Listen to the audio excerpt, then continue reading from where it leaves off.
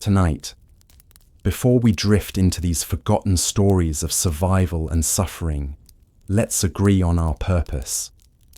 To listen gently, to honor resilience, and to leave the past a little more understood than we found it. If you enjoy learning about the hidden truths of history, consider hitting that like button and subscribing for more content like this. And please comment below to let me know where you're listening from. I find it incredible that we're exploring these ancient stories together from different parts of the world, connected across time and space by our shared curiosity about the past. You're not just listening, you're being invited into a quiet, lamplit room where the night smells of myrrh and river reed. Imagine a Nubian queen, Kandakes Amanirenas, preparing for a journey the Nile itself will remember.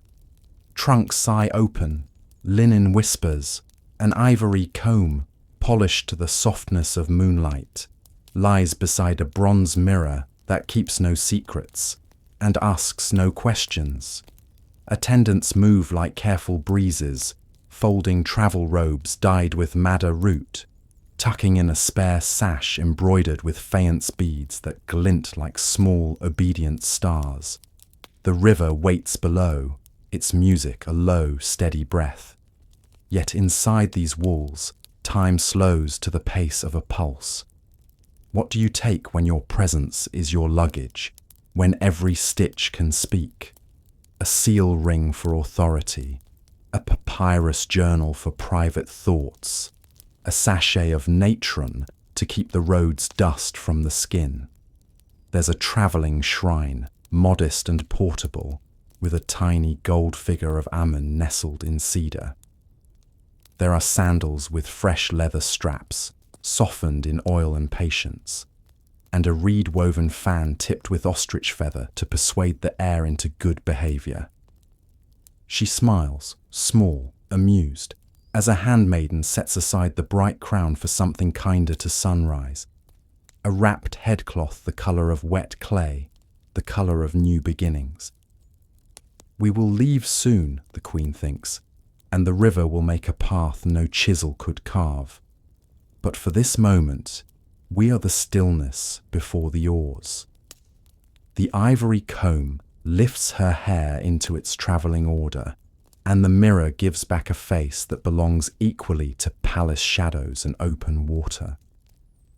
You can almost hear the future folding into the cedar chest, one garment at a time. Before dawn chooses a colour, the cosmetics tray arrives like a small constellation. Kohl jars of galena and malachite sit beside a dish of scented oil. The bronze mirror waits, quietly certain. River light can be bright and bold. Queens prefer to negotiate with it rather than surrender. A fine reed applicator dips into the kohl, drawing protective lines that turn lashes into shade trees and make the eyes their own oases. There is henna for fingers that sign edicts and wave to fishermen. There is beeswax for wind that loves to rearrange plans. The queen's cosmetic ritual is less about adornment and more about treaty-making, a pact with the day's heat, a vow to meet weather with readiness. She tries a smile. There it is, the humour that keeps emissaries honest, and adds a dab of lotus oil to the wrists, where pulse keeps time for rowing songs. When the face is finished, the tray offers one last kindness, a small alabaster jar of clay mask, tucked in for evenings when the river's glare has been a little too proud. City wraps each jar in soft cloth, naming them softly: protection, patience, cooling, cheer. The words sound like blessings, and also like practical advice. Bari enters briefly, places a polished sunshade beside the doorway, and exits as if leaving a compliment behind. The queen closes the bronze mirror, and the world moves one measured beat closer to departure. On the river, fishermen claim coal cuts glare. Even cats seem to know this. Upstairs, A queen merely prepares to look at the day without blinking first. Power travels with paper, or rather with papyrus, that smells faintly of marsh and intention. The scribe Tarek arrives, carrying scrolls secured with the queen's gold seal ring. Tax tallies, river toll permissions, temple greetings, each document a door that must swing open at the first cataract and the provincial storehouses upriver. Tarek's reed pen is sharp, his voice is soft. He keeps his ink as neatly as his promises. The queen inspects a travel decree, allowing her flotilla priority mooring at strategic landings. Another scroll lists gifts owed by loyal towns, baskets of dates, jars of beer, a barge load of good-willed gossip. She adds a small note: send extra linen to the stonemasons near the granite quarries. Even queens remember chapped hands. Her seal goes down with a warm press, leaving a cartouche impression that can be read by moonlight if necessary. Cedar chests close with a fragrant click. Tarek logs each bundle in his ledger, tying labels in red thread for items that must be at hand. River charts, border tokens, and the treaty with the Elephantine priests. Bureaucracy, handled gently, is a soothing beast. It purrs when fed on time. Siti slips the seal ring into a pouch at the queen's belt. A small weight, a larger authority. Outside, oarsmen stretch. Inside, the river's future is stacked in neat rolls, as comfortable as pillows. Comfort is strategy, and strategy sleepwalks without shade. The river barge's canopy, linen stretched over carved poles, gets its final inspection. A fan of white ostrich feathers mounted on a gilded handle waits to argue politely with Noon. Bahri walks the deck, tapping the supports, while the queen tests the chair where she will greet town elders and the occasional startled pelican. Siti brings woven mats that hold the memory of river reeds. She unrolls them until the deck looks like a tidy shore. A small cushion embroidered with lotus petals receives the queen's back, and another hides a compartment where dried figs pretend to be jewels. The steward Parza checks the awning ropes, trusting knots that sailors learned from the river's own loops. Shade is hospitality, he murmurs, and even the sun seems willing to negotiate. The fan is both emblem and appliance. In ceremony, it declares dignity. In weather, it coaxes breeze from stubborn air. The queen lifts it once, slowly, thoughtfully, so the feathers whisper like rain considering the roof. At the stern, the pilot Hori studies currents that map themselves in ripples and eddies, promising a steady day. Even comfort has a purpose. Rested minds make kinder decisions, and shade keeps tempers cool enough to listen. The galley smells like promises you can bite. Cook Neferu, patient as silt, packs baskets with date cakes pressed into neat squares, barley loaves cooled on reed racks, and figs that pretend not to be sweets. Clay jars of sorghum beer nestle into rope cradles so they won't bicker with waves. There's honey sealed with wax, and sesame seeds tucked into little cloth pouches for sprinkling courage on breakfast. The queen prefers a tray that tastes like home before it tastes like ceremony. Soft bread, a smear of goat cheese, a handful of almonds that clack together like happy stones. Neferu adds travel luxuries that are really common sense. Dried fish for protein, pomegranate syrup for mood, and a sprig of mint that smells like the river trying to be a garden. Pacer checks the inventory slate, enough to feed oarsmen, officials, and the occasional guest with an extra appetite for stories. Siti ties a charm of dried dates to the pantry door. a small superstition against pilfering and perhaps against sudden weather. The queen samples a date cake and laughs softly. It tastes like last year's good news. Food is a packed reassurance that even on moving water, mornings can be familiar, and hunger can be an easily solved riddle. Meroë, the pilot, reads the river the way poets read pauses. His charts are not just drawings, but memories pinned to papyrus. A swirl near the third fishing rock, a kind eddy that loans speed on hot afternoons, a sandbar that moves, shy but stubborn. The queen joins him at the stern as dawn turns the water into hammered copper. "Today?" she asks. He points with a reed. "A smooth sentence, my lady, with commas near the reeds." They review signals, hand gestures as terse as birds, so oars dip in unison and the rudder listens. Bari trusts Meroë more than most maps. The cataracts upriver are negotiations, not battles, and the pilot knows which stones carry grudges. A string of shell tokens marks host settlements where the flotilla can rest and resupply. Tarek adds notes to the margin in careful script, a conversation between ink and current. The queen traces a route to Philae with her fingertip, feeling the cool of papyrus and the warmth of plan. Journeys, like stories, depend on rhythm. A good pilot keeps the pace soothing, the surprises pleasant. Meroë smiles, folds the chart, and stows it in a leather tube that smells like old sun. Faith packs light but fills space. The travelling shrine opens like a quiet breath. A small gold amun, a lapis amulet carved into a protective eye, and a string of shell beads blessed in napata. Priestess Nasalsa enters, her voice a reed flute at rest, and lights a cone of incense. The smoke curls as if practicing cursive. The queen bows, not as ruler to God, but as traveller to companion. Nasalsa sketches a blessing across the deck with water from a clay jug. It leaves no mark but seems to rinse the air anyway. She advises offerings at certain bends, bread at the fisherman's shrine, honey at the rock that hides good luck catfish. The queen smiles. Even queens enjoy superstition that behaves like courtesy.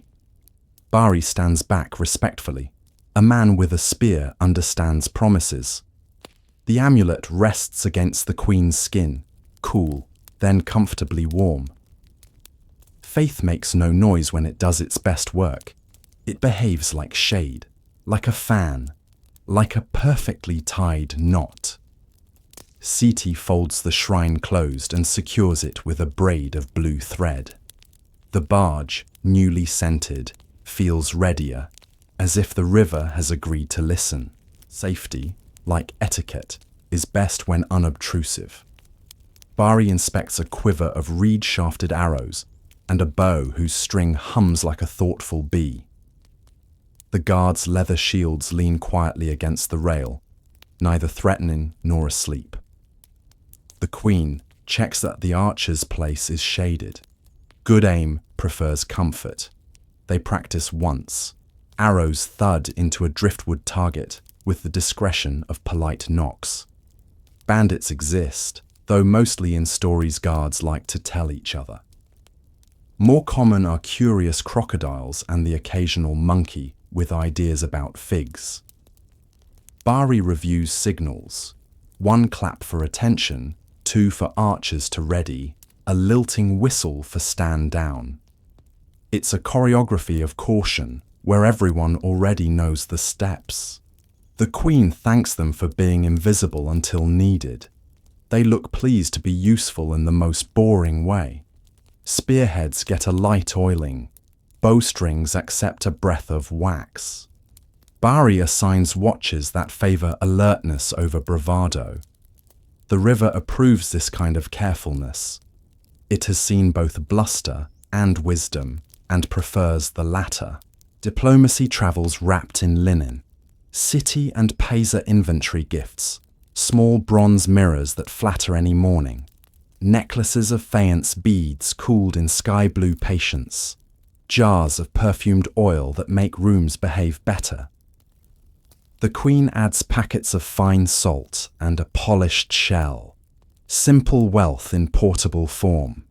Tarek attaches tags with names, to the nomarcher's wife, to the midwife who keeps records as well as babies, to the boatwright whose planks never complain. Gifting is not bribery. It is the choreography of respect. River towns give back in pilot gossip and clean water refills in the quick untangling of bureaucratic knots. A list in the margin reads, "For old friends, something familiar. For new friends, something that looks like understanding." The queen selects a mirror for the woman who runs the ferry at the bend, a practical kind of queen in her own right, and imagines their brief exchange of smiles. By the end, the basket looks like a festival that learned how to be organized. Bahri lifts it with care. It is heavier than it seems. All the future good will packed like ripe figs. Rulers speak in decrees. Travelers whisper in journals. The queen opens a small papyrus book stitched with linen thread, its first page smelling faintly of marsh and new thought. She writes, "To the river that never forgets, carry us kindly." The reed pen feels like a familiar bird landing in the hand. She notes the day's packing triumphs and the tiny comedy of a fig stolen by a monkey who looked extremely qualified. Tarek pretends not to read, but smiles anyway. Entries like these are a different governance, the kingdom of mood and memory. The queen sketches the outline of the barge canopy, a triangle of shade over a rectangle of patience, and adds a tiny lapis-coloured dot where her amulet rests. When she closes the journal, the papyrus makes a soft sigh, as if relieved to be trusted. The book slides into a pouch with a string that City ties twice. Public scrolls travel in oak-scented stacks. Private pages travel near the heart. Both will be needed before Philae. The river approves. It enjoys being written to. Night comes early when you invite it. Nazalsa prepares a tiny censer for evening. Myrrh cones shaped like little hills of calm. Amber resin that warms into honeyed air. And sprigs of desert herbs that remember the last rain. The queen samples a blend meant for dream-friendly voyages. It feels like someone closing a door gently behind a long day. Neferu brings warm milk sweetened with date syrup, a cup that has never failed anyone reasonable. Bari passes by, surprised at how even warriors walk more softly when the air smells like a patient story. City lays out a thin linen curtain around the sleeping couch, mosquito etiquette enforced by netting and goodwill. The oars are secured. The deck creaks like an old friend telling the punchline. Scent is a kind of luggage you carry in your breath. The queen breathes once, twice, and feels river thoughts turn from schedules to lullabies. Tomorrow will bring moorings, greetings, and bargaining. But tonight the only negotiation is with sleep, which seems eager to sign. Departure tastes like dust deciding to be wind. At the pier, oarsmen stand in quiet rows. The queen descends the steps with sandals newly oiled, straps soft as well-kept promises. River etiquette unfurls. Elders greet first. Youths carry baskets, and the pilot tosses a reed ring into the water to ask permission. The ring floats, accepting the job. The queen pauses at the gangplank, touches the rail, and murmurs a thank you to the wood that will not complain for many miles. A small crowd watches with the cheerful seriousness people reserve for beginnings. A grandmother presses a bundle of dried dates into Siti's hands. For steadiness, she says, as if gifting an extra horizon. The queen steps aboard. The deck accepts her like a memory returning to exactly its place. Drums do not beat. A flute does not solo. Instead, there is the quiet clatter of rope, the soft grunt of oars, and the river's old agreement to carry those who ask politely. Bari signals, Hori nods, the barge eases away. The queen sits beneath the linen canopy, the ostrich-feather fan idle in her lap, and watches the quay recede into a watercolour of people who will later claim they were taller. The journey has begun without drama, which is the best kind of beginning. Morning is measured in sips and songs. The queen cradles a lotus-shaped cup of watered wine, while the oarsmen begin a chant as smooth as oiled wood. The rhythm is kind to backs and boats alike. Neferu's tray follows the melody. Bread, cheese, honey, a breakfast that teaches patience to hunger. Birds skim the surface as if signing their names on a guest list. Hori adjusts the tiller in time with the chant. Bari watches the banks for polite crocodiles. Tarek shares news from the last village. Granaries full. A newborn named for rain. And the queen answers with a promise to send midwife herbs on the return. The chant shifts key at the bend. A small joke with the current. The oars flash and disappear like thoughts you meant to write down and will remember anyway. You can feel the day choosing to be kind. The river keeps its side of the agreement. No surprises, just a quiet insistence that forward exists. The queen lifts her cup and toasts the water. The water does what water does, which is everything. At a reed-fringed inlet, a small market drifts into being. Canoes lash together, baskets bright with river life. The queen's barge moors softly. Fishermen offer dried tilapia, reed mats, and gossip wrapped in smiles. Pacer coordinates swaps, a strand of faience beads for 2 baskets of fish, a small mirror for a promise to guide through a shallow shortcut next week. The queen enjoys these trades. They feel like tidying the day. A boy presents a carved reed flute. Siti tests a note that floats away in admirable embarrassment. The queen buys it for the oarsmen. Songs deserve new instruments. Nasalsa blesses a coil of rope gifted by an elder whose hands look like useful maps. Tarek records fair weights. The scales balance as if the river adjusts its shoulders to help.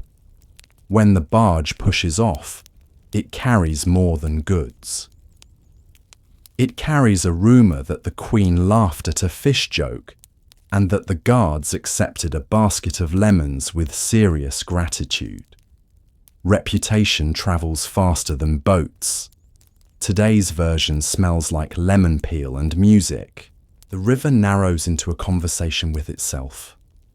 Ahead, granite shoulders rise from the water, dark and patient. Hori marks a familiar pattern of ripples. Cataract whispers that say, "Come through if you remember your manners." The queen fingers a small granite talisman, carved with a simple spiral. The stone feels pleased to be understood. Bahri stations archers, not for battle, but for balance. Weight placed here and there so the barge rides the water like a cat on a courtyard wall. The oars fall silent. Poles take over with respectful nudges. Tarek reads Hori's signals as if they're part of an old poem. A fisherman on the bank lifts his staff in greeting. The queen returns it, the exchange fitting neatly into the day. They clear the first channel, smooth enough to feel intentional, and pause in a pocket of calm. The queen exhales. "Again," she says, and the river seems to nod. Journeys test knots, lungs, and tempers. This one tests serenity, which proves stubborn in the best way. The river carries stories, the scale carries trust. Pasa spreads a linen cloth upon a low table and sets out the travelling treasury. A bronze balance beam, smooth stone weights carved in the shapes of ducks and calves, and small tied pouches that hush when placed in a palm. Each pouch holds gold dust or ring money counted in dabens, wealth that gleams less like thunder and more like sunrise. The queen watches as he tests the beam. It floats perfectly level, a quiet promise that wages and purchases will be measured as carefully as breath. Wages come first. Oarsmen step forward in pairs. Their names are written. Their hands are calloused maps of the river. Pacer tips a measured slide of copper rings into a shallow dish, then adds a little more. For luck and good rhythm, he says, which is also for loyalty. Tarek notes the figures on a wax tablet streaked with neat lines. Each mark a small oath that this voyage will end as clearly as it begins. For the guards, a strip of dyed cloth joins the coin, pay and pride travelling together. Next, the markets ahead. Reeds for repair, herbs for the priestess, fish sauce that can coax appetite to return on weary afternoons. The queen orders a reserve sealed with her signet, a pouch tucked inside a plain basket that looks like it knows nothing important. Bari approves. Treasure that doesn't behave like treasure seldom meets trouble. When the beam is packed away, the deck feels steadier, as if its boards share the relief of balanced sums. The queen lifts one of the little duck weights, amused by its gravity and its humour. A kingdom may be heavy, but a well-kept scale is tender. It leans toward fairness, like a reed toward water. Evenings earn their softness. City brings out the travel senet board, its squares brushed with chalk, its pieces small enough to slip into a pocket and still carry a kingdom's concentration. The oarsmen gather at a respectful distance, part audience, part wind. The queen chooses the darker pieces, a habit from childhood. Tarek takes the light, a scholar's optimism. They toss casting sticks, polite clatter, gentle fate, and the board begins to move like a tide you can hold in your lap. Senet is not a war, it's a procession. Pieces advance, pause, yield, and return, making bargains with the house of rebirth and the square of three truths, where hurry unlearns itself. Between throws, stories surface. Bahri recalls a crocodile that preferred figs.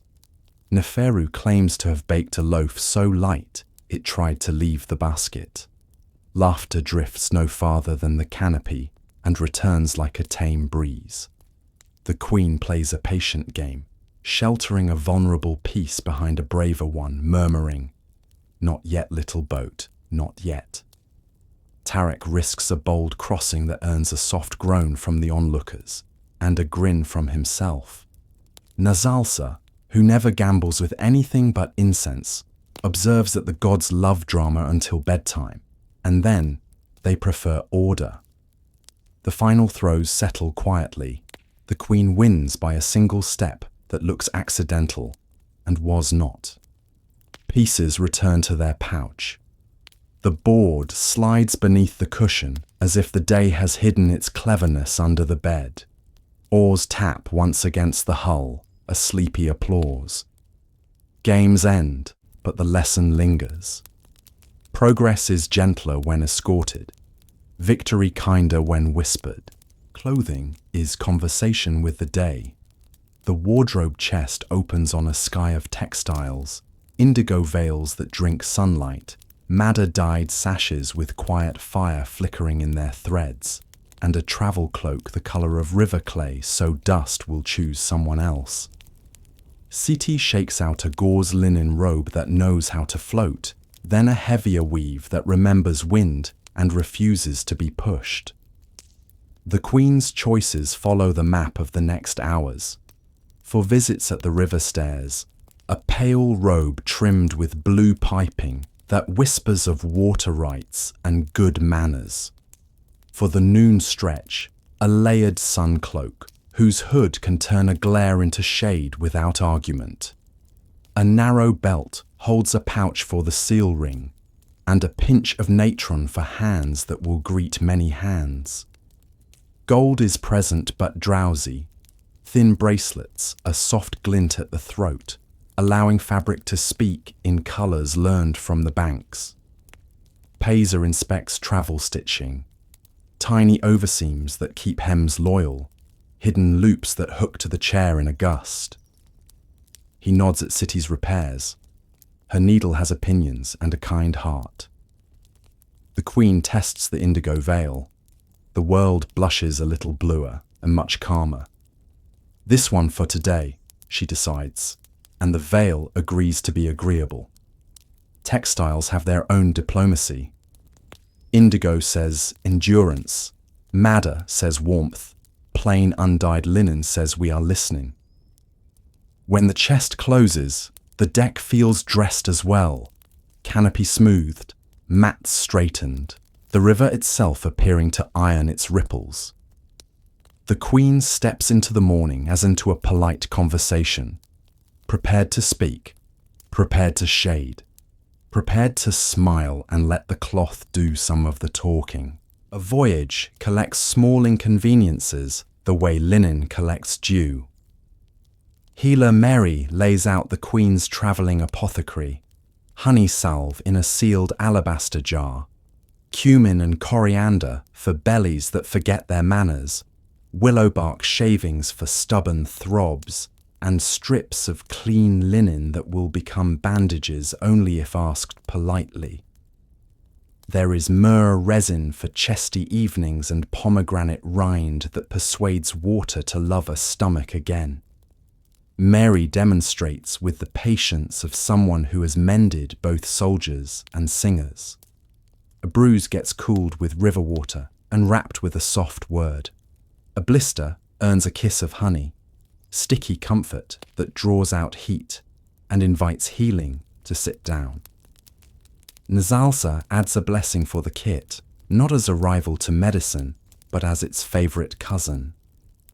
Neferu contributes gingered tea. Cooks know that warmth can be a kind of needle threading the body into ease. The Queen listens like a student because rulers who travel without curiosity travel poorly. She asks about the willow, how long to steep, how light to pour, and tucks the knowledge away beside roots and tribute lists.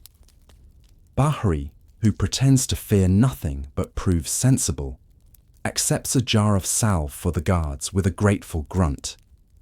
Meroë smiles. Prevention is the quietest cure. When the pouches are tied and labelled, the barge seems to exhale, confident that discomforts will remain small and solvable. The river, which has seen larger ailments answered with songs and herbs, approves the combination of both. If pain must knock, it will find a courteous door and a short visit. Rivers carry news faster than feet if you hand them to the right boat. Tarek prepares the Queen's letters on a lap desk that has learned to sway like a patient camel. Papyrus sheets lie weighted by a smooth pebble. Ink rests in a shallow palette that keeps its temper in heat. The Queen dictates greetings to the temple at Philae, notes of thanks to the reed market elders, and a playful instruction to the ferrywoman at the bend. Spend the mirror on a day you wish to remember twice. Each letter earns a clay seal pressed with the Queen's cartouche. The wet impression holds authority, but also a little warmth from the ring. City sprinkles sand so the ink will dry without smudging, then folds each sheet and knots it with thread dyed the colour of river weed. Pasa readies the messenger skiff, a slim reed craft crewed by two boys whose smiles are lighter than their oars. They will skim ahead to the next mooring post, where a runner waits, and from there, the letters will scatter like well-trained birds. The queen adds a private note to an old friend in Meroë, asking after a garden of pomegranates and the progress of a stubborn vine. Not all governance wears a crown. Some of it wears mud on its knees and grows shade for the future. Tarek slips the note into a separate pouch, understanding that rulers are also human beings who remember the smell of certain gates at dusk. When the skiff pushes off, the barge lifts slightly, relieved of words that wanted to travel. Clay shines where the seals have smiled. The river accepts the messages without fuss. It has always preferred to be a road for sentences as well as boats. The Nile gives water freely, but a queen prefers it courteous. Pesa oversees the filling of red clay jars, each lined with a whisper of beeswax so flavors behave themselves. City drops natron packets, tiny linen bundles of mineral salt, into a separate jug for clarifying the day's draw and calming any shy stomachs. The jars are capped with damp cloth and tied with date fiber cord. Evaporation becomes a friendly spell, cooling what it touches. Neferu inspects cups carved like lotus buds, their rims smooth as good news. Bari tests the balance of the jars along the deck, so the barge won't sulk to one side. Hori teaches a trick.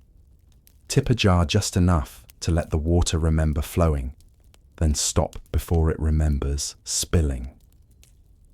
The queen drinks first from the journey jar, the one marked with a blue thread, and closes her eyes to taste silt turned into silk.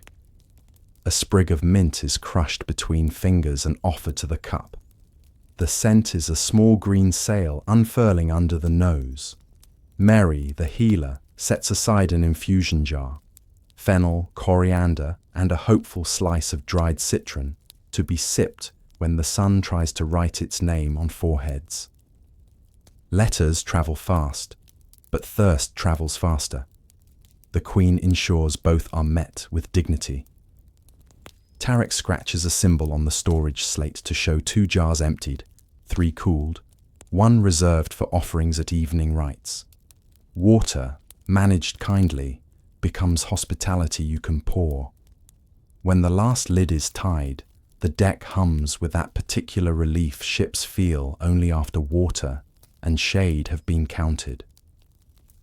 The river approves. It knows that those who respect thirst rarely quarrel with distance. Fire travels shyly on water. Neferu unveils the travel brazier, a clay stove with 3 patient legs, and a mouth that smiles at kindling. Charcoal nests inside like dark eggs, and a braid of papyrus twists waits to become flame. Pesa places the brazier near the wind's good manners, where sparks will keep their promises. The queen watches as Neferu coaxes a glow with a reed fan. No drama, just breath and practice. Soon, a copper pot simmers barley porridge with dates, and a second pot mutters about lentils, garlic, and a friendly drizzle of sesame oil. The air fills with a kitchen's version of diplomacy, aromas that make everyone agree about supper. Meroë adds a pinch of ground cumin for warmth and willingness, and Nasalsa sets a small offering near the stove. 2 grains of salt, 3 grateful words. The brazier isn't only for meals. Neferu warms a cloth for the queen's hands, softening the memory of the oar-splashed breeze. City reheats a wax seal gently, so letters close without fuss. Bari dries a bowstring just enough to keep it confident, then hangs it high out of reach of Neferu's disapproval. Fire, managed modestly, becomes a servant with excellent posture. When the porridge is ready, cups line up like obedient moons. The oarsmen receive their share, bowls balanced on knees, voices lower now, the day settling into a comfortable chair. The brazier's heart glows, untroubled by waves. Its circle of warmth is an island that fits in two hands. The queen notes, not for the first time, that journeys thrive on small certainties. Water, shade, and the promise that something nourishing will appear on time. Some days, the river asks the wind to help. Parsa and Bari unroll a square sail, linen heavy with purpose, its edges stitched in a language of loops and reinforcements. The mast rises like a careful question. Stays and sheets slither into place with practiced affection. City opens the knot library, a rope board displaying tidy examples, reef, clove, bowline, and a modest innovation she calls the city stop, a quick release loop that never panics. Hori studies the reeds for wind gossip, then gestures. Hands rise. The sail heaves and then, fills, a pale belly catching breath. The barge leans into motion with that lovely sigh boats make when work becomes play.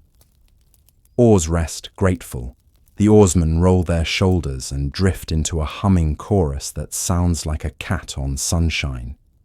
The queen stands beneath the moving shade, tracing the diagonal of the yard with her gaze. Wind is a guest, she says. Treat it to good manners and a clear path.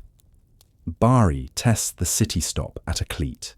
The line yields promptly, then resumes obedience.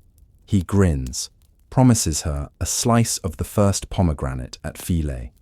Tarek notes sail angles in his ledger as if he were writing down the recipe for progress. Nasalsa ties a tiny blue thread at the masthead, not to command the breeze but to greet it. The river, invited to rest its arms, approves. When the gust eases, the sail empties without sulk. Knots hold. Canvas flutters like a satisfied bird. Borrowed wind, the queen thinks, is the best loan. Paid back in distance and returned with thanks. Daylight writes bold. Night adds the footnotes. Hori spreads a star map on a low table, constellations pricked in gold across blue-dyed linen. He shows the queen where Sopdet rises, how the river's bend mimics a silver fish, and why the North Star likes to be dependable. The watch schedule lies beside the map, names paired with hours that taste of cool air and long thoughts. Nazalsa offers a hymn to the night, soft, steady, made of vowels that stretch like moonlight over water. Bahri trains the watch, how to read a bank by its shadow, how to hear distance in a dog's bark, how to tell a crocodile from driftwood by the way silence changes around it. City distributes small oil lamps with lids that sip rather than gulp. The flame inside each behaves like a secret that wants to help. The queen climbs to the stern platform after dusk. Stars arrange themselves with patient precision, and the barge moves in company with their slow opinions. Tarek, on first watch, notes a meteor, a quick thought across the dark, then returns to the pace of the oars, slower now, almost ceremonial. A cup of spiced water passes hand to hand. The night tastes of anise and permission. Later, wrapped in a cloak, the queen writes a line in her journal. The river is a mirror for gods too shy for temples. She dots the sentence with a fingertip of lamp soot. The map is rolled, the lamps reduce to embers, and the watches change with the polite exchanges of a household passing rooms in silence. Journeys are made of hours that ask politely to be used. City sets up a reed loom no wider than a chair, its warp threads pale as dawn. She plans a narrow sash, indigo lines crossing madder, a memory of water meet in sunrise. The queen joins, fingers learning again the rhythm of weft and beat, a heartbeat that can be folded and worn. Neferu brings sesame sweet cakes, as if the loom were a guest, and Bari pauses just long enough to remark that rope also weaves, only louder. Tarek sketches the pattern in the journal, noting how the border repeats like a prayer that never scolds. Nasalsa offers a blessing for strong edges. Meroë approves of the exercise for hands that sign orders all day. The loom becomes a little river. Threads lie down, threads cross. Mistakes retreat kindly when coaxed. The queen laughs at a knot that insists on being admired and tucks it into the fringe where secrets are expected to live. A sash takes shape, not urgent, not grand, but true. It will hold a pouch someday, or a promise. When the shuttle rests, the deck around it looks tidier, as if the pattern has taught the planks to agree with each other. The barge moves, so does the weaving. Both travel towards something useful. Seti hums the oarsman's chant under her breath and beats the weft in time. A quiet duet between work and water. Ceremony prefers comfort when it can get it. Seti unrolls the hair kit, ivory comb, bronze pins, a little dish of beeswax and oil, and 2 slim gold fillets softened to fit an evening's patience. The queen sits where the breeze behaves, and Seti begins the slow arithmetic of braids. Part, gather, twist, lay, each motion a sentence ending in calm. The style is practical. Braids drawn back to keep the eyes free for greetings, ends wrapped with indigo thread to nod at the river. The gold fillets rest above the temples, not austere, not boastful, just reminders that authority can also be comfortable. Meroë passes a sprig of scented herb to tuck near the ear for headaches that forget to arrive. Tarek reads a line from a poem about hair as a net for thoughts. Everyone agrees that ideas should be caught gently. Bari enters, does his best not to grin, and announces a midday stop where elders will offer dates and opinions. The queen tilts her head. The fillets catch a mild blaze of sun and return it politely. Seti smooths a flyaway with the back of her comb. No scolding, just persuasion. When the braids settle, the queen looks both travelled and ready to receive visitors. Her reflection in the bronze mirror approves. The river wind approves. Even the canopy seems to sigh in aesthetic relief. Crowns have their hours, but gold that moves with you is the better emblem on a boat that prefers grace to spectacle. Borders on rivers behave like polite questions. Approaching Elephantine, Hori slows the barge. The water tightens and loosens as if remembering old agreements. Pasa produces the shell tokens, small cowries threaded on dyed cord, each representing a prior gift, a toll paid, a promise kept. Tarek readies the travel decrees with fresh clay seals. The queen dons a pale robe whose blue edging speaks fluent cooperation. At the landing, officials in linen of respectable wrinkles present tall staffs carved with crocodiles that look far more philosophical than dangerous. Bahri salutes, spear reversed in a gesture of courtesy. The queen steps forward with the shell tokens in an open palm. For your records, she says, and our shared memory. The eldest official smiles, counting not the shells, but the years of smooth passage they represent. A ferrywoman, yes, the same from the Queen's letter, arrives with a boatman's grin. She receives a bronze mirror, the glass catching sun like a tame coin. To recall a day twice, the Queen reminds, and the woman nods as if she has already begun to do so. Tarek exchanges papyrus rolls. Seals kiss. The cords are knotted in a tidy bow that looks like mutual relief.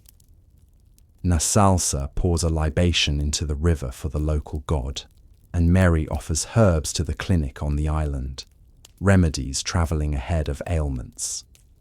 The barge is inspected lightly, more ritual than suspicion. Hori answers a question about currents with a finger drawn in water. The officials appreciate diagrams that evaporate on schedule. When the ropes are slipped, the barge pushes away to soft applause from reeds. Borders have been respected. Tokens returned to memory. Paths renewed like oiled hinges. The Queen watches Elephantine shrink to content geometry and feels the boat ease into its old language. Forward spoken here. Words persuade, colours charm. City opens the painter's kit. Ink cakes of carbon black, malachite green, and a shy red made from ground ochre, all nested in a wooden pallet that holds little wells like patient ears. The Queen plans a small gift for the temple steward at Philae. A painted lotus on papyrus, the petals edged in green the way sunrise suggests them to be. Tarek grinds ink with water, coaxing the cakes into readiness. The brush is a reed split to a sable soft point. It drinks sparingly and writes generously. The Queen draws the stem first, a single confident line, and then the petals, 5 breaths that decide to hold hands. She adds a border of simple triangles, boats sailing nowhere except around the page. Nazalsa contributes a blessing in tiny script. May peace arrive as quietly as dew. While the paint dries, Bahri adjusts the canopy, keeping wind from offering edits. Neferu sets a tray near the work. Dried figs, a cup of cool water, and a cautionary look for anyone with clumsy elbows. Meroë inspects the green. Malachite agrees with most skin, but best to keep hands away from eyes. City prepares a reed tube to carry the finished piece. Diplomacy appreciates unwrinkled arrivals. When the lotus is sealed, it looks like a piece of river you can fold. The Queen writes a line beneath, for the steward who keeps accounts in balanced shade. Gifts made by hand travel with a warmth that outpaces gold, lighter to carry, heavier in meaning. The river, which paints itself new each hour, approves of the effort. Sometimes the river prefers to feed you directly. Hori lowers a small line from the shaded side, hooks barbless and polite, baited with bits of yesterday's bread as if inviting an old friend to linger. The Queen watches, amused at the pilot's patience. Fishing, he says, is a conversation where the river does most of the talking. City holds the woven basket ready, its lid a tidy promise to whatever agrees to join supper. Neferu prepares a pan with oil and a sprig of dill that thinks it's a river weed. Bahri bets, softly, on tilapia. Tarek wagers a modest handful of dates on catfish. Nazalsa disapproves of betting and contributes only a blessing for generosity on both ends of the line. A tug, a flick, and there it is. Silver grey, not large, not stubborn. A fish with civilized ideas about surrender. Meroë thanks the river aloud, an old habit she refuses to argue with. The catch is swift, a clean dispatch, scales like falling coins, a rinse with a cup of cool water. Neferu lays the fish in the pan. The sizzle is gentle applause. A squeeze of lemon from the market's rumour, and the scent turns the deck into a kitchen that floats. The oarsmen receive tastes first. Strength earns early servings. The Queen eats last, which seems to make the meal taste more like fairness. The basket, empty now but for a scale or two that resemble moons, returns to its corner as if it has learned new stories. The river doesn't mind, it has plenty. Night asks boats to choose their dreams. Hori guides the barge toward a cove where reeds draw curtains against the wind.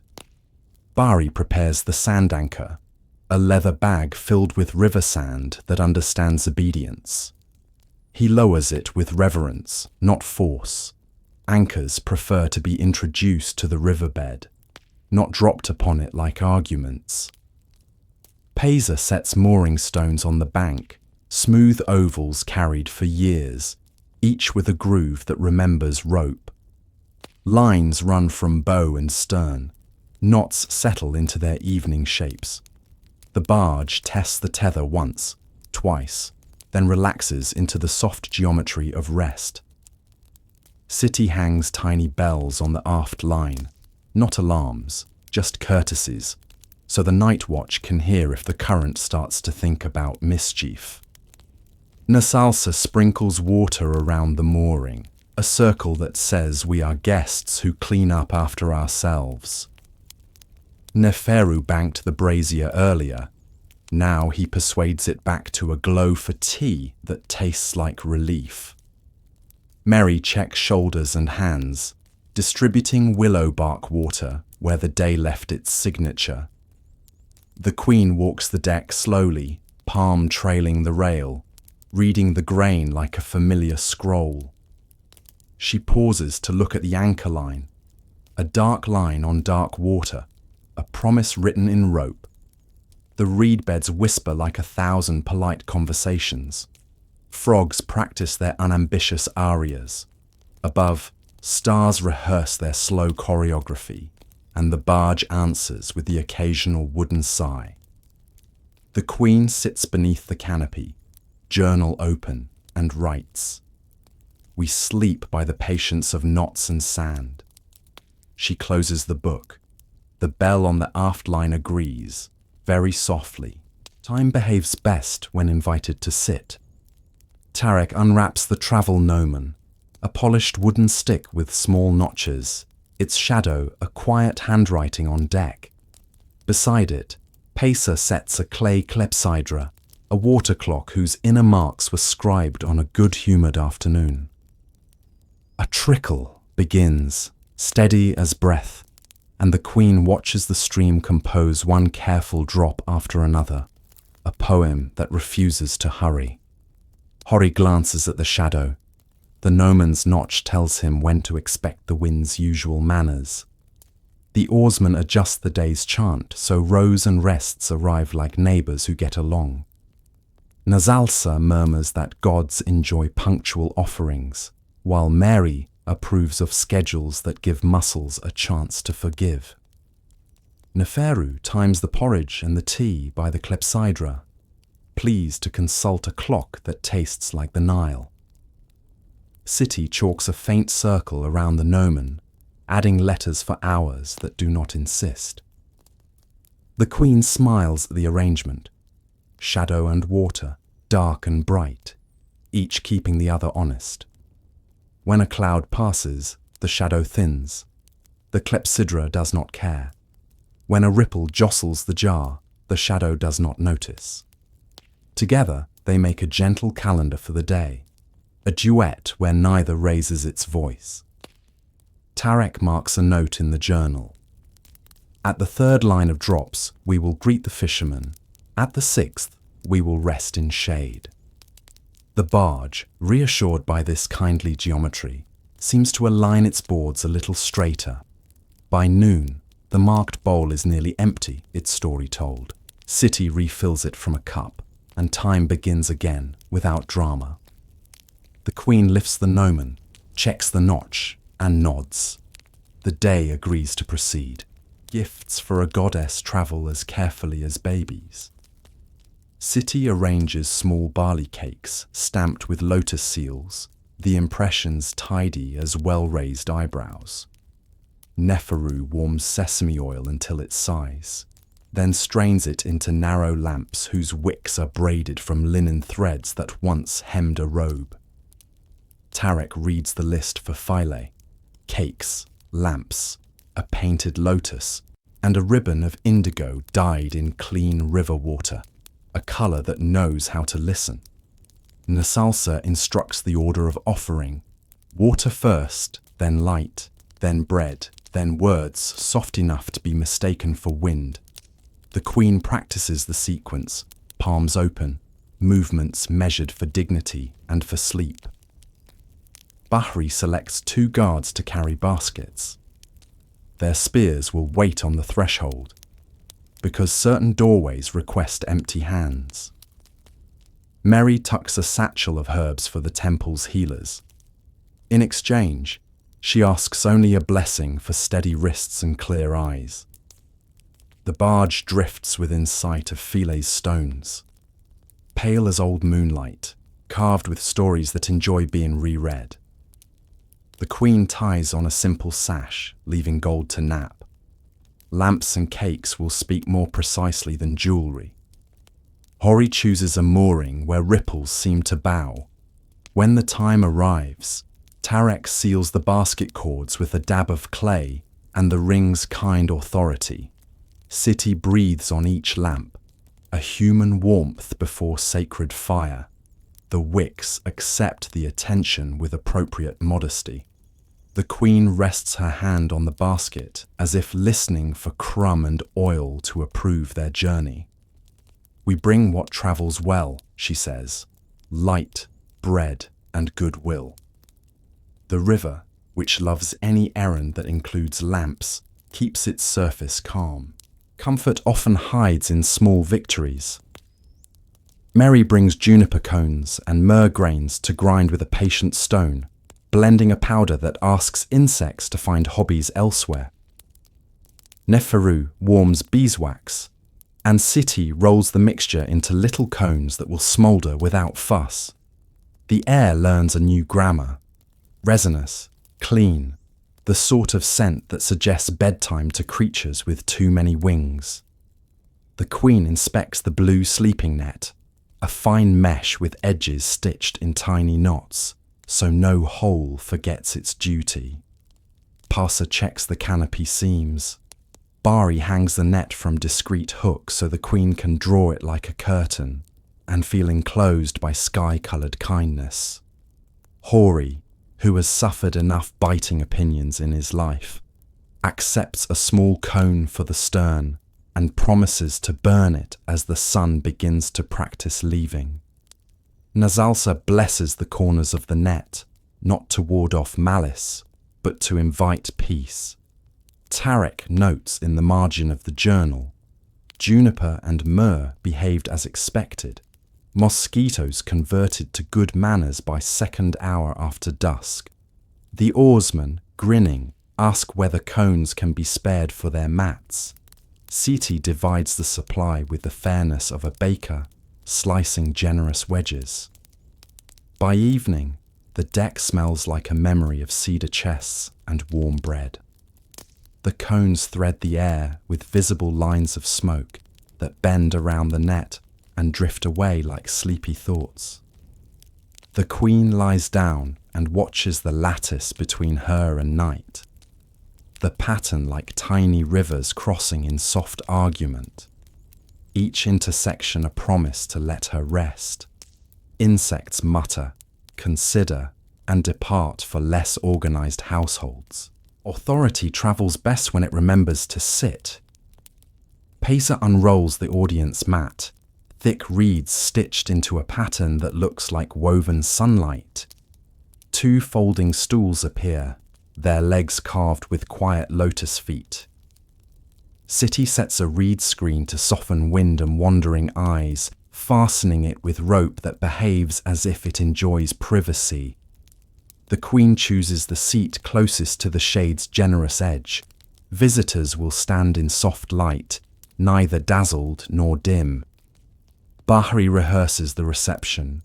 Approach with greetings. Lay gifts to the left, requests to the right. Leave with both hands visible. Tarek readies his tablet to note names and promises. A memory kept on wax does not melt when the day asks for another song. Nazalsa suggests a bowl of water at the front, so each person may touch their fingers and feel cooled before speech. Neferu places a plate of dates at the exit, because sweet farewells are easier to remember kindly. The queen dons her indigo veil and gold fillets, the language of welcome spoken in fabric and light. When the first elders arrive, reed bark sandals whisper on the planks. A fisherman brings a net mended so well it looks new. A potter offers a jar that believes it can keep secrets. The queen answers with mirrors and oil, with a promise to send flaxseed and a scribe to help tally boats after flood. No voices rise, even the river listens with elbows on its knees. When the audience closes, the mat bears the day's slight impressions like a page filled with quiet handwriting. City rolls it with a satisfied pat. The screen folds like a polite bow. Court, for now, returns to a basket, awaiting its next conversation. A kingdom sleeps or wakes by water's height. Hori brings out the marked rod, a length of polished wood, incised with notches learned from elders and from stones that do not forget. Near the bank, a simple scale has been pegged.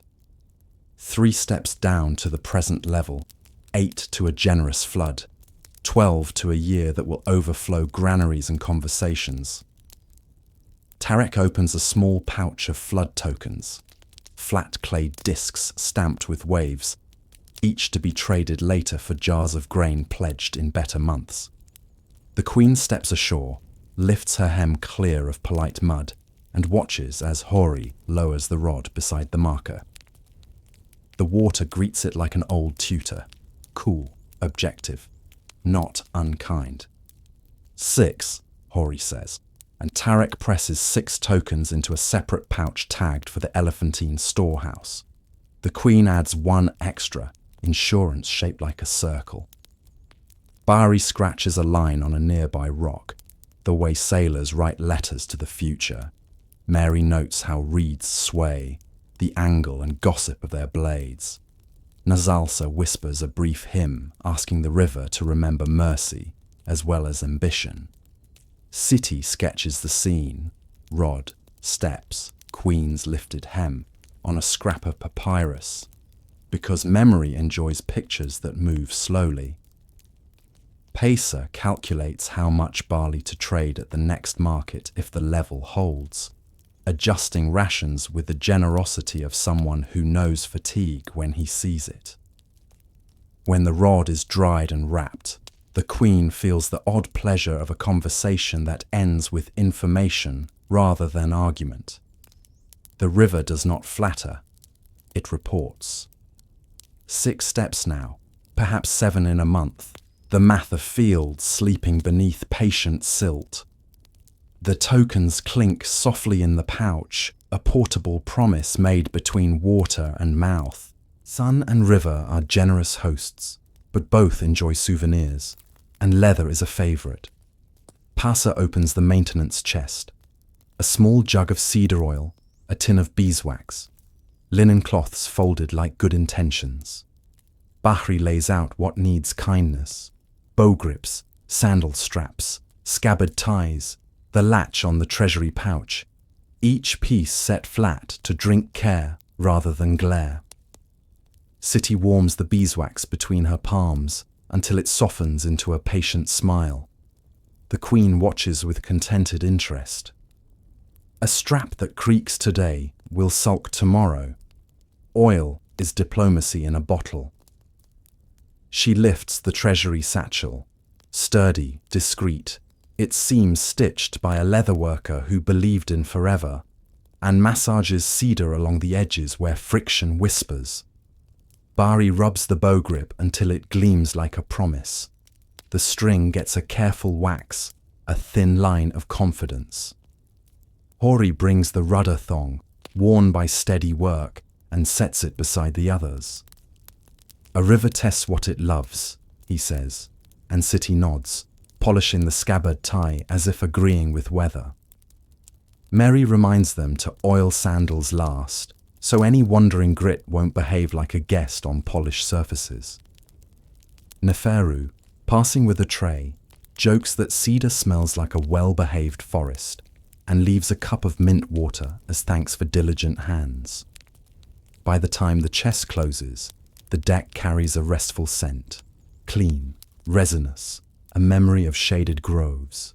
Leather satchels look newly persuaded, straps bend without complaint.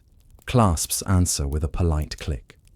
The queen flexes her sandal, feels the soft give, and smiles. On long journeys, comfort arrives not in thunderclaps, but in small repairs that teach tomorrow to be reasonable. Not every ledger is papyrus. Tarek displays a set of tally sticks, slender reeds notched in pairs, one for the barge, one for the boatwright at the next landing. When split, the notches mate perfectly. Trust grows from shapes that refuse to lie. Pacer counts out ring money in copper, then adds a small bonus in salt, which buys smiles as surely as it buys supper. The queen approves the arrangement. Honest work, honest record, river fast accounting. Bari inspects a hairline crack in a deck plank. Nothing urgent, but boats prefer attention before they ask for it loudly. Hori suggests a stop at a cove, where a cousin of a cousin keeps good timber and better tea. City prepares a thank you bundle. 2 mirrors, a vial of perfumed oil, and a twist as indigo thread that marks the barge's gratitude. Meroë, practical as stitches, adds a salve for splinters. Boatwrights trade in tiny wounds. At the cove, the workshop smells of resin and problem solving. The boatwright measures, hums, and replaces the plank with the tenderness of a musician changing strings. Tarek and he snap the tally sticks. Halves separate with a satisfying chirp. Copper rings pass, then salt. The bonus clinks like a good idea. The queen speaks briefly with the boatwright's daughter, who shows her a model boat carved from palm rib, sails forever full, currents forever kind. Back aboard, Bari runs a palm over the new plank. Smooth, cooperative. Tarek ties his tally half to the ledger with red thread, a visible promise to marry it later with its mate. A kingdom of halves that find each other, the queen says, amused. The river, expert in joining shores, approves of mathematics that ends in reunion. Even the river blinks at noon. Pacer consults the shade almanac, a slate marked with awning angles and hours when the canopy behaves best. Lines are loosened, the sail dozes, the barge noses toward a patch of bank where tamarisks embroider the light. Bahri posts a quiet watch and declares a siesta. No hammering, no tales louder than the breeze, no questions that cannot nap. City spreads cool mats and places damp cloths in a lidded jar, a small treasury of comfort. Neferu ladles chilled barley water scented with anise. Cups clink like gentle punctuation. Meroë leads a set of slow stretches, shoulders, wrists, lower back. The choreography of survival for people who lift, tie, and listen to oars for a living. Hori dozes upright, a pilot's trick, one ear tuned to currents that rarely misbehave while others are sleeping. The queen removes her fillets, sets them in a little nest of linen, and reclines beneath a faint net of shadow. Her journal lies open to a blank page that forgives idleness and offers it as medicine.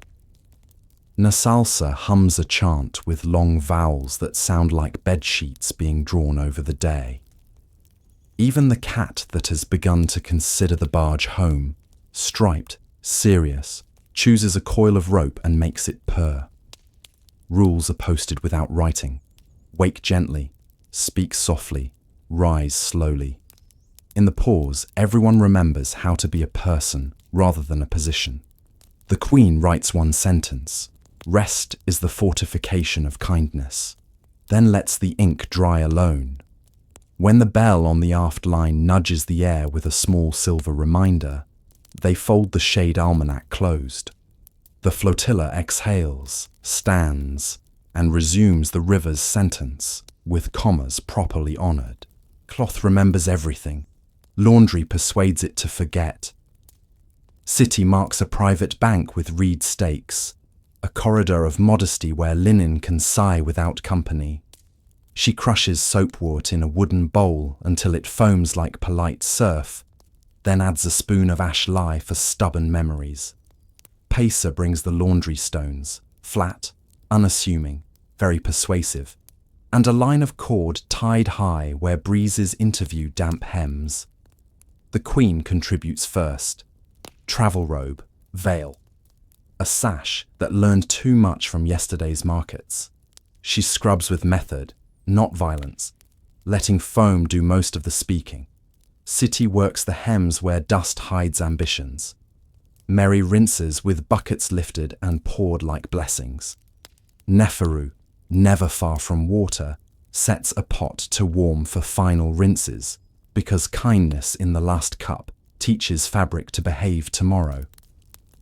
Bari offers the guards headcloths, with a look that says thank you, and also please save our dignity.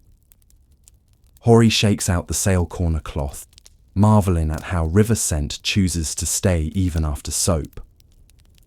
Nazalsa pinches a drop of perfumed oil into the rinse for the queen's veil, just enough to suggest a garden passing through a room. Wet linen climbs the cord like white birds learning perches. Pins bite lightly, then hold. Tarek records a note about soapwort quantities. Future journeys appreciate recipes as much as roots. The queen rings the last sash and watches drips fall back into their first language. Laundry has turned the bank into a page where wind writes briefly and leaves no ink. By afternoon, everything is dry, crisp, and convinced to be clean. City folds each piece with squared care. Pacer marks a tally: washed, rinsed, blessed, dried. The chest receives its cool stack, and the barge inhales the fragrance of effort rewarded. Every ship keeps a story with whiskers. The striped cat, self-appointed quartermaster of crumbs, has adopted the grain bins with the seriousness of a magistrate. Pacer rewards diligence with a collar of braided indigo thread. The cat permits it, which qualifies as royal consent. Neferu sets aside a morsel of fish and a saucer of watered milk. The cat accepts, then pretends generosity was expected. Mice are not a scandal, but a possibility, and possibilities deserve management. The queen laughs softly as the cat inspects each bin, tail describing neat punctuation, comma, comma, semicolon, then settles atop the warmest lid like a seal. Bari, who respects quiet soldiers, declares an informal rank: Mouse Captain. Hori bets the cat will predict wind by the direction of its naps. City crafts a tiny charm of juniper and myrrh to hang near the bins, a scent line that suggests the area already belongs to a tidy deity. Meroë checks paws for burrs, and finding none, rubs a touch of honey on a small nick gained from honourable service. Nazalsa, unable to resist, offers a one-sentence blessing for nimble guardians who ask payment in sunny squares. The cat's presence changes the deck's rhythm. Grain scoops clink with improved confidence. The oarsmen step around the bins with a deference usually reserved for sharp tools and sacred bowls. Tarek sketches the cat in the journal, a few lines, a perfect curl, and captions it, keeps ledgers free of crumbs. The queen strokes the striped back, feeling the fine machine of purr, and thinks how empires rely on grand treaties and also on small, reliable lives. When evening leans in, the cat chooses the coil of anchor line as a bed, one eye for mice, one for dreams. The bins sleep easier, so does everyone else. Some provisions weigh nothing and carry everything. From a cedar case lined with indigo cloth, City lifts a bronze sistrum whose frame cradles loose rods, each ready to whisper small thunder. Beside it rests a travel harp, a crescent of polished reed ribs strung with gut that remembers the hands that spun it. The queen asks for music not to command attention, but to soften it. the way evening persuades brightness into gentleness.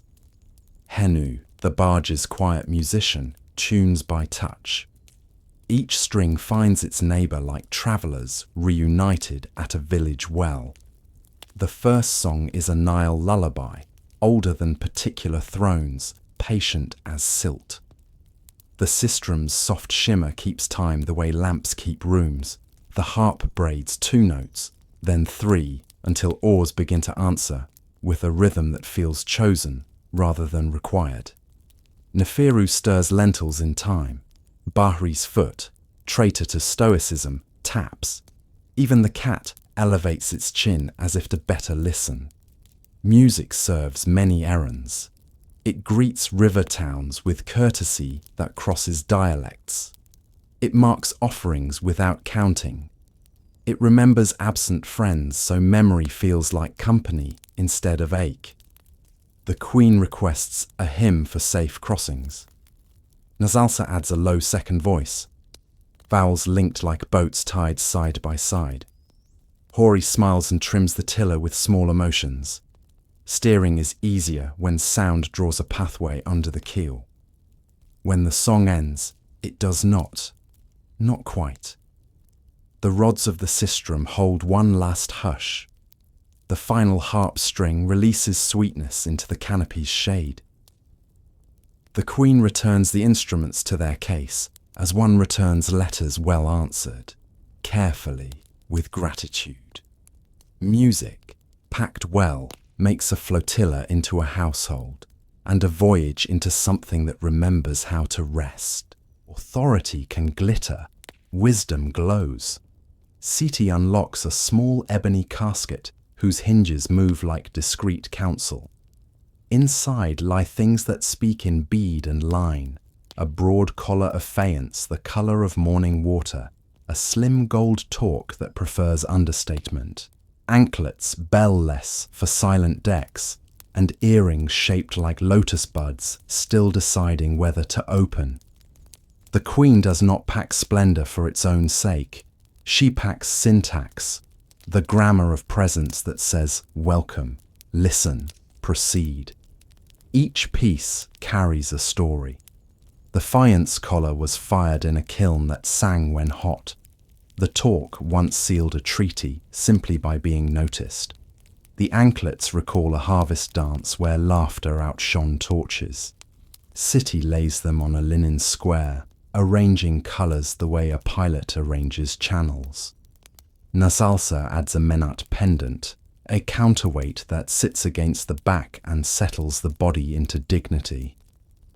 For steadiness, she says, and the bead fringe agrees with a tiny click.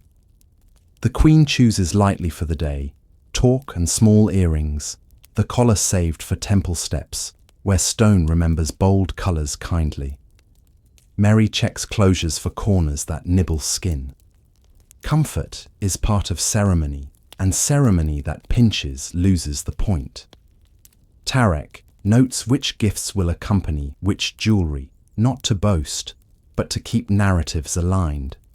Oil for the midwife when the collar speaks, mirrors when the torque nods. When the casket closes, the deck seems newly in order, as if the arrangement of beads has taught ropes and oars a lesson in harmony. The queen touches the torque, a circle that promises constancy without announcing it. Rank, worn softly, travels farther than rank worn loud. Words drift slowly on water. Colours travel quick. Passa unfolds a packet of signal cloths, strips of dyed linen in indigo, madder, white, and river green. Each hem stitched with a tiny weight so wind won't make mischief. A reed whistle joins the kit, its 2 notes polite but persuasive. Bahri reviews the code. Indigo held high for steady course. White dipped twice for shoal ahead. Green swung wide for friendly landing. Red, used rarely, for all pause and listen. Hori demonstrates from the stern. Arm a metronome for distance. Downriver, a grain barge answers with its own cloth. A courteous blue reply that reads, "Got your message. Enjoy your shade. The queen practices, her motions precise, the cloths moving like small flags that prefer poetry to parade. Tarek sketches the patterns in the journal, annotating with river marks that show where signals tend to be needed most. Siti ties each cloth to a slender staff so hands stay free of tangles. The whistle tests sweet. One short note gathers attention. A longer note releases tension back to the water. Nasalsa threads a blue bead on the whistle cord, a reminder to use voice kindly. Boats bargain better when colour speaks first, Hori notes, and the river agrees by sending a mild gust as endorsement. The kit stows near the canopy post, reachable without fuss. Once the queen signals green toward a landing where children wave from steps. The reply is a flutter of cloth like birds discovering a thermal. Communication has been packed, unfolded, and proven. A language of strips and air, of reed, voice, and distance, precise enough to avert confusion, gentle enough to sound like courtesy. Longevity is a craft. Siti unrolls the needle kit, bone needles in sizes that speak in stitches, a slim awl, beeswax for thread tamer, and small skeins of flax in river, clay, and cloud colours. Neatly beside sits a pair of spare sandals, fresh leather already persuaded with oil, straps long enough to learn any foot's biography. The queen inspects a seam on her travel robe, where yesterday's greeting tug turned enthusiastic. Siti threads a needle and the fix begins, quiet as breath. Meroë contributes a river stone, smooth and kind, for burnishing edges so they forget to fray. Bahri produces a guardsman's headcloth with a sulking corner. 2 stitches later, it remembers its job. Hori brings the rudder thong's backup strap. Siti punches careful holes with the awl, stitches a cross pattern that looks decorative and is actually insurance. Tarek notes patterns and thread counts in the margin. He admires any art that reads like a plan. The queen practices a small mend on a sash fringe, tucking a rebellious knot into a flourish. Repairs, she says, teach belongings to stay. Neferu arrives with warm cloths for hands. Needlework makes fingers caught stubbornness. Warmth persuades it to sit. Nasalsa ties a thin blue thread around the needle roll, blessing for focus more than luck. When everything returns to its right shape, the spare sandals receive a final massage of oil and a sprinkle of juniper powder. Freshness that follows feet like a good rumour. Siti rolls the kit. It becomes a tidy cylinder of possibilities. The queen feels an odd pride in the invisible. Seams that hold, knots that lie flat, straps that will not betray a step. Packed well, repair is not an afterthought. It is tomorrow's good mood. Canopy shade is a room. Parasol shade is a sentence you can carry. Pacer unveils a collapsible parasol. Slender wooden ribs under linen dyed the pale of early peaches. Its handle wrapped in leather that feels like a polite handshake. When opened, it makes a small, perfect weather. The queen tests it at the rail, light tilts, softens, and agrees to behave. Siti ties a loop on the handle so it can hang from a wrist when greetings require hands. Cosmetics travel with shade. From a small jar, Meroë offers a smear of red ochre mixed with oil. A sun-sense balm spread thin along cheeks and nose, a friendship with light rather than a fight. The queen laughs at the tint in the bronze mirror. Once blended, it becomes warmth without blaze.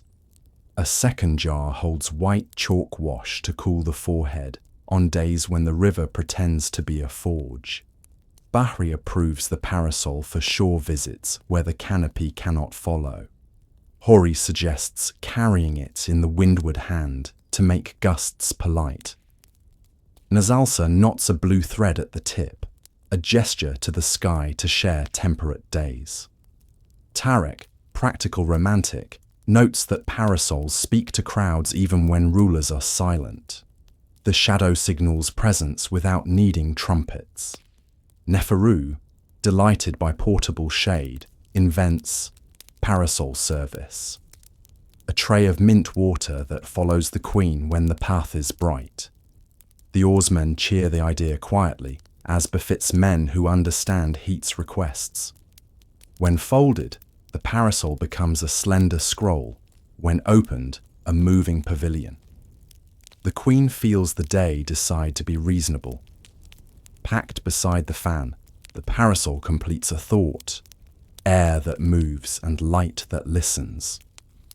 It is a small, gracious invention, the difference between squinting and seeing, between endurance and comfort that arrives on time. The best plans bring their own second chances. Hori kneels beside a long cedar sleeve, strapped beneath the stern bench, and loosens its cord. From within, he draws the carved spare oar, grain straight as a vow, and the compact backup rudder, a blade shaped like a quiet answer. The queen watches the reveal with the pleasure of a host showing a guest room no one hopes to use. Bahri tests the rudder's hinge. It swings with the self-esteem of a tool that believes in timing. Everything fits everything else. The sleeve accepts the oar again with a sigh of wood greeting wood. Pacer checks the lashing knots, those dependable little sentences that end in certainty. City rubs a breath of oil along the spare blade and ties on a blue thread to mark it as travelled, not new. Equipment listens better when it feels included. Hori demonstrates a swift swap.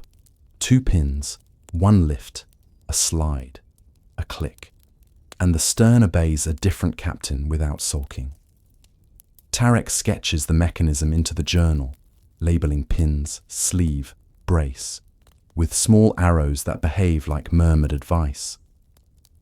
Insurance, the queen says, is a promise made to tomorrow's weather. Meroë, who has seen more journeys than bandages, agrees and lays a leather pad where shoulders would carry the oar if men must wade. Nasalsa taps the cedar sleeve once, a blessing that sounds like knuckles on a beloved door. A flock of white birds skims low, then rises. The barge does not envy their wings. It has its own answers. Spares made ready, swaps rehearsed, wood that remembers the river's moods.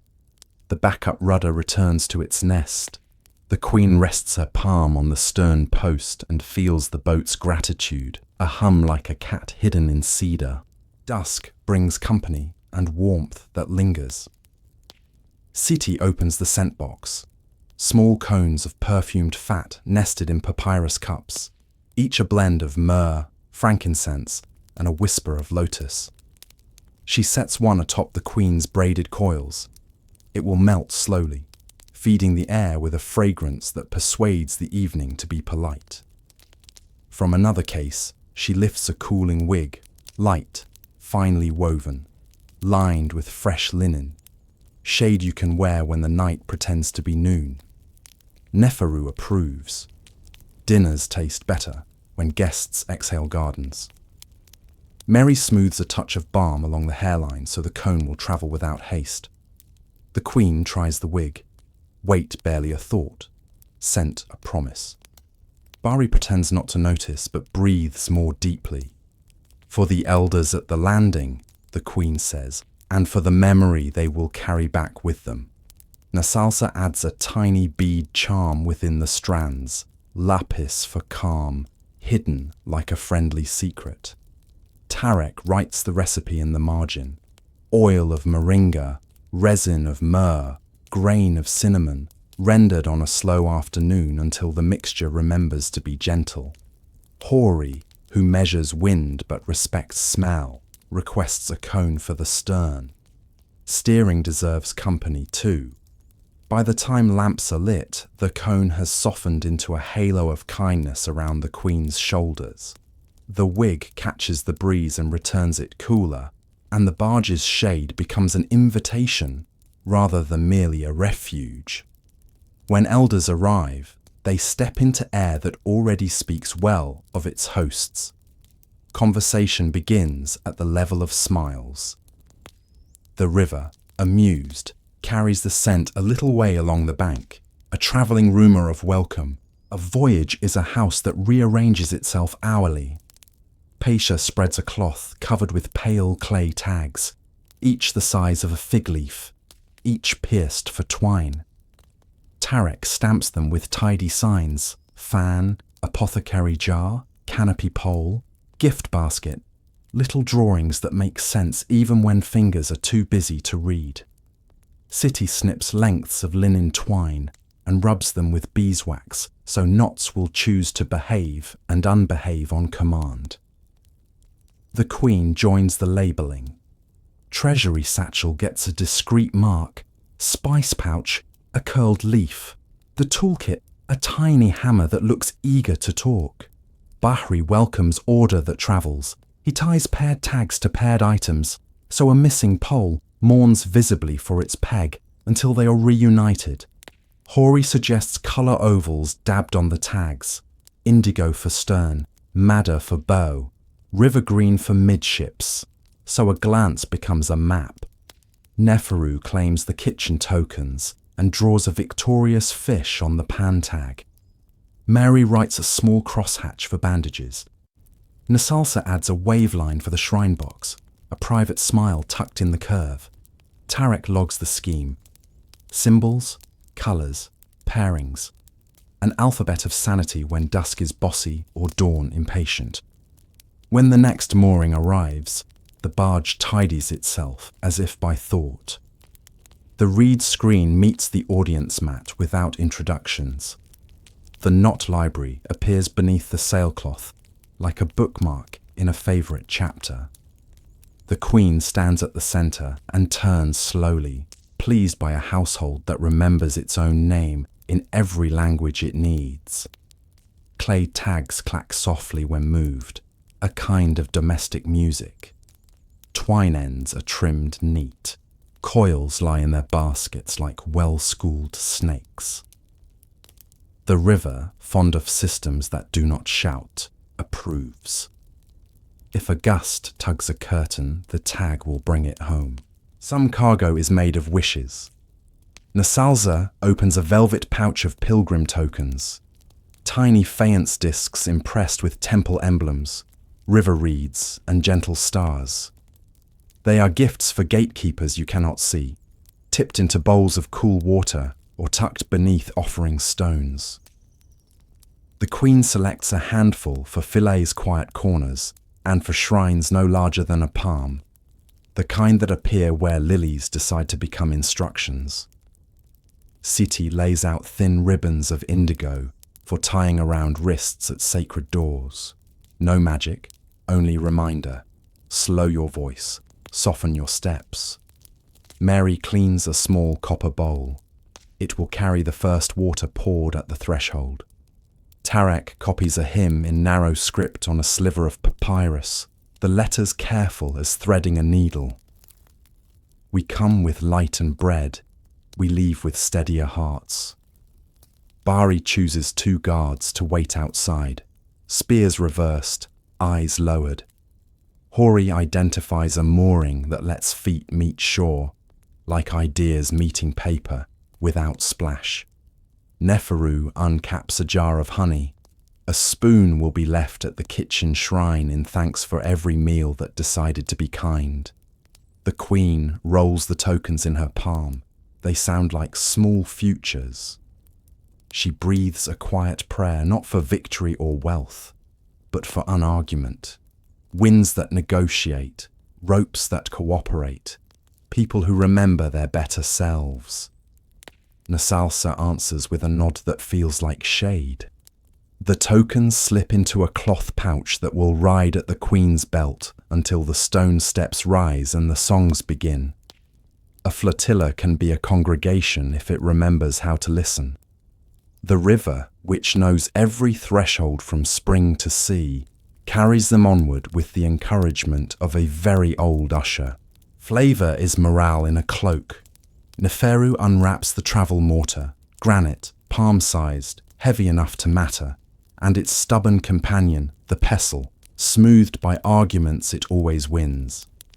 From a reed case, he lifts spice packets tied with red thread, coriander, cumin, fenugreek, dried garlic flakes, and a treasure cone of salt that believes it can heal conversations. The queen leans in. The scents wake stories stored somewhere near the ribs. A midday stew becomes a lesson. Neferu crushes coriander until it releases a green thought, adds cumin for warmth that walks rather than runs, and coaxes garlic to remember gardens. Mary contributes a pinch of ground willow leaf for aching backs, quiet help that hides inside flavor. Seti shakes sesame into a dish and laughs at how seeds behave like cheerful punctuation. Barry, who pretends not to have preferences, admits that fenugreek makes oars feel lighter. Paiser counts packets and notes which markets sell honest measures. Red thread is retied, knots buttered with beeswax for weather. Tarek writes a small epigram in the journal. Spice teaches hunger to be patient. The mortar thuds like a heart with ideas. The pestle answers with a rhythm the oarsmen begin to echo. The stew tastes of river camps and shade, of places where boats agree to stop and let stories trade boats. The queen takes a spoonful last, captains who share first sleep best, and declares the flavour suitable for diplomacy and naps. Neferu grins and decants a little into a jar labelled for surprises. Lids go on, packets return to their reed case, the mortar nestles into its sleeve, stone satisfied. The river carries the scent downstream, a rumour of supper that convinces even the breeze to linger. A kitchen in a pouch has fed a household on water, and tomorrow already feels more manageable. Gold sings, but numbers keep the tune. Tarek produces a counting cord braided from palm fibre, knots set at friendly intervals. Beside it, he pours a small pouch of river-smoothed pebbles, each the weight of a promise. The cord is stretched along a mat. Pebbles step from knot to knot as wages, rations, and gifts walk across the day. It is a ledger that cannot spill ink, a book that never minds wind. Paza calls the roll of needs, oil for the canopy ropes, salt for trade, a string of mirrors for the ferrywoman's cousins, 3 baskets of grain for oarsmen whose rhythm could row the moon. Each item earns a pebble's journey. Bari adds a marker for arrow repairs. Seti moves a bead for laundry soap wart. The queen oversees with amused calm, occasionally nudging a pebble forward like a quiet decree. Double the mint. Morale likes fragrance. The cord teaches honesty kindly. When pebbles pile too eagerly in one place, Tarek spreads them thinner with the patience of dawn. A second cord appears, reserves only, and Meroë contributes a special stone, white-veined, for medicine that must not be forgotten. Hori marks a smooth black pebble, weather, because wind is a spender and a saver by turns. When the sums are settled, Tarek records the pebble map in the journal, circles for knots, dots for pebbles, so memory can nap without guilt. Pasa coils the cord. It keeps its shape like a well-trained river. Pebbles return to their pouch, clicking softly, a purse of solved riddles. Numbers have travelled without quarrelling, and the barge feels lighter for having understood itself. Sometimes the river requests a little formality on land. Bari selects a sandy ledge where reeds gossip politely, and the breeze minds its grammar. Pacer unrolls the striped pavilion, linen panels banded in indigo and clay, while City sets the brass basin on a low stand, water shimmering like a kept promise. 4 poles rise, ropes learn the local ground. The pavilion becomes a portable room with opinions about civility. The queen steps inside, shade thickens into hospitality. Neferu spreads a small carpet woven with palm leaf diamonds, each a resting place for ankles that have negotiated many gangplanks. Mary arranges a tray with lemon water and a bowl of cool natron for hands. Dust is a fine storyteller, but it must be encouraged to end anecdotes. Nasalsa hangs a blue thread at the entrance, a quiet invitation to peace. Villagers arrive, a midwife with news of twins, a miller with flour that feels like snowfall, a child who bows too earnestly and is rewarded with a mirror that makes earnestness look like royalty. Tarek receives messages, notes requests, and files smiles where they'll be remembered. The queen gives audience without throne or trumpet. The pavilion is enough, a sentence that begins, "We are listening." When the visits end, the pavilion folds itself with cooperative sighs. Ropes coil into their baskets. The basin flashes once and empties neatly into earth. The carpet returns to its role, carrying faint lemon and story in its fibers. The shore looks as if the river had dreamed briefly of architecture and then chosen to remain water. The queen boards, rested by the notion that a room can bloom and vanish without leaving the day untidy. Not every neighbour prefers conversation. At a bend where the water thickens with old thoughts, Hori points to a low beach pocked with claw script, crocodile proofs, recent and literate. Nazalsa unwraps small faience amulets, green-glazed little crocodiles whose smiles look philosophical, and City lifts 2 baskets of crisp lettuces, dew still pretending it belongs. Courtesy, the queen says, travels safest. Bari orders a narrow landing, spears reversed and eyes lowered, because boldness can read as foolishness in certain dialects. Nazalsa sets the lettuces on a flat stone, pours a thin line of water, and adds a dab of honey for the god who shares banks and temper. The queen places an amulet beside the offering, palm lingering the way one lingers over a name with fondness. Hori stands watch, measuring silence as if it were wind. A snout appears, a living punctuation mark. Then the page turns, and the river reclaims its margin. Nothing dramatic happens, which is the goal. Mary speaks a practical prayer for separate paths. Fish for them, figs for us. No entanglements. Tarek notes the offering on the travel ledger with an extra pebble for peace purchased. The most economical line in any budget. Back aboard, the amulet's twin finds a home on the stern post, tied with blue thread, so it will notice only the proper kind of luck. The oarsmen row on with that peculiar lightness that follows avoided arguments. The queen watches the bend recede, thinking how diplomacy sometimes tastes like lettuce and honey, and how a quiet bank can teach a flotilla to take compliments in the form of nothing at all. Empires are stitched with harvests. Pasa brings up sealed seed jars, flax, sesame, melon, each stoppered with clay stamped by the queen's ring, so generosity arrives documented as well as useful. The jars knock together lightly, an orchard's laughter before planting. Neferu contributes a packet of onion sets, because cooks know what keeps households cheerful. City ties indigo bands around the jars destined for priests who tend temple gardens.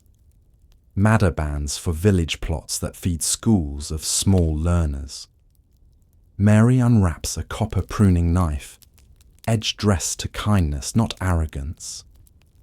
For saplings that want direction, she says, and the queen nods, having met people of similar temperament. At the next landing, an elder farmer greets them with hands like good soil. The queen gifts seed and the knife with a sentence that feels like rain, for next year's shade and this year's patience.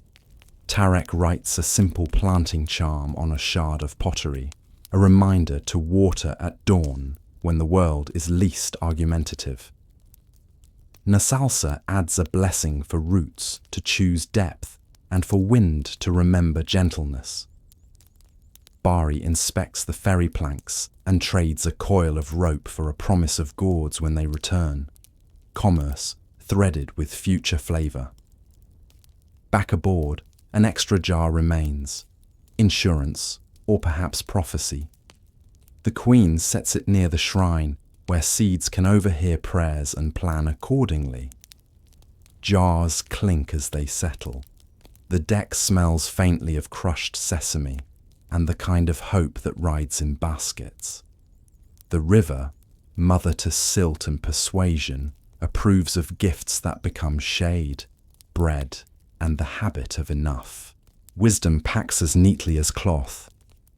Tarek opens the travel library chest, a shallow cedar box lined with reed mats, and lifts scrolls tied with different threads, blue for hymns, red for laws, white for stories that remember to be kind. The queen chooses a blue. Nasalza hums the first line, while Henu plucks the harp softly, a table of contents made of notes. The hymn tells of water that forgets quarrels and of boats that learn to listen. Voices join one by one, until even the oars seem to keep time. Between verses, the queen asks for a white-threaded scroll, parables of ferrymen and granaries, of a baker who saved a famine with a rumour of sesame. Laughter occurs in the right places, a low ripple under shade.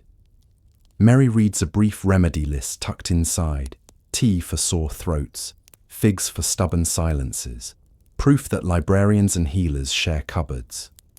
City dusts the scroll edges with a brush made from palm fibre. Sand respects attention. Passer notes, which villages keep copyists who can replace a worn hymn if the road lengthens? Bahri, surprised by how much he's listening, requests the law scroll that describes fair mooring. How long to claim a stair? How many buckets before it's polite to move along? The river enjoys rules that behave like good neighbours. When the readings close, the scrolls return to their sleeves, smelling faintly of resin and patience. The chest slides beneath the cushion again, a hidden room under a moving room. The queen rests her palm on the lid as if on a sleeping cat, and thanks the day for sentences that arrived on time. Shade has become a library. The barge, a page turning without haste. Stone is ancient, but it still appreciates courtesy. At the mooring below Philae, City produces soft temple slippers, thin leather wrapped in linen to keep sacred floors unstartled. The queen changes from travel sandals with a small sigh of relief. Feet that have listened to decks now learn to listen to thresholds. Bahri selects 2 guards to wait at the door with reversed spears. Inside, presence will be measured by palms, not points. Nazalza leads, carrying the basket of lotus-stamped cakes and the slim oil lamps the barge taught to behave. Pasa follows with the painted lotus sealed in its reed tube. Tarek brings the hymn scroll tied in blue. The air beneath the colonnade is cooler, a hush-made climate. Palm fronds rest in tall jars near the entrance. A novice offers one to City, and soon a gentle fanning becomes part of the procession, wind as volunteer. At the sanctuary step, water is poured from Meroë's copper bowl. Fingers touch and lift to brow, a reminder that travel is dust finding its manners. The queen lights the first lamp and sets it on a ledge shaped by centuries of similar intentions. Cakes follow, then the painted lotus, unrolled like dawn. Nasalsa chants, Henu's harp murmurs. The hymn speaks of ferries and forgiven currents, and stone seems to lean closer. A priest thanks them with hands that have shelved many blessings. He gifts a small vial of temple oil and a scrap of linen printed with a protective eye, light enough for any pocket of the day. The queen bows, leaves a mirror at a side altar for mornings that wish to see themselves kindly, and steps back into the corridor where sun stipples shade like gold confetti that forgot to be noisy. The slippers pad back toward the river, carrying feet that feel newly edited. Outside, the barge waits as if it has been holding its breath. And now, exhale. Blessings travel best when labelled kindly. Back aboard, passer spreads the ribbon ledger, narrow bands in indigo, clay, and river green, each stitched at the end with a tiny loop. Tarek writes the name of the temple steward on a clay tag and ties it to the vial of oil. Indigo ribbon marks sacred origin. Green marks use a board. The protective eye linen receives a clay token stamped with a wave. The queen smiles. Some gifts are more than cloth. Nasalsa explains the exchange to the crew. Offerings become blessings. Blessings become provisions for the road in forms you can hold or breathe. Mary divides a thread from the printed linen and knots a sliver to the medicine pouch, healing finding its cousin. Seti tucks a drop of temple oil into the hair kit. Scent can perform good work while pretending to be pretty. Hori requests a ribbon for the stern post, the one with the crocodile charm. He ties it where river and favour can nod to each other in passing. Neferu adds 2 loaves gifted by the kitchen priest, bread with anise seeds that make the day hum. For appetite and easy tempers, he declares, slicing generous portions. Bari claims a crumb for the bell on the aft line, because even hardware likes to feel included in good fortune. The oarsmen receive small dots of oil on their wrists. The deck smells like a polite procession that learned to become river. Tarek lists each return in the ledger: oil, linen, bread, then ties a red thread through the page's corner to mark a day worth rereading. The queen folds the protective cloth and places it in the travel shrine, where Amun's small gold figure approves without needing to say so. Blessings, arranged like gear, look ready for their work, to lighten, to steady, to keep corners soft. Memory prefers small, honest objects. Seti opens a palm-sized pouch of souvenir shards, smooth pieces of old pottery gathered with permission from a priest's garden heap, each bearing a trace of paint or a stroke of a forgotten account. The queen chooses one with a faint lotus edge. Tarek selects a fragment whose curve suggests a cup that once knew jokes. Nasalsa offers a short blessing. May what is broken carry what is whole.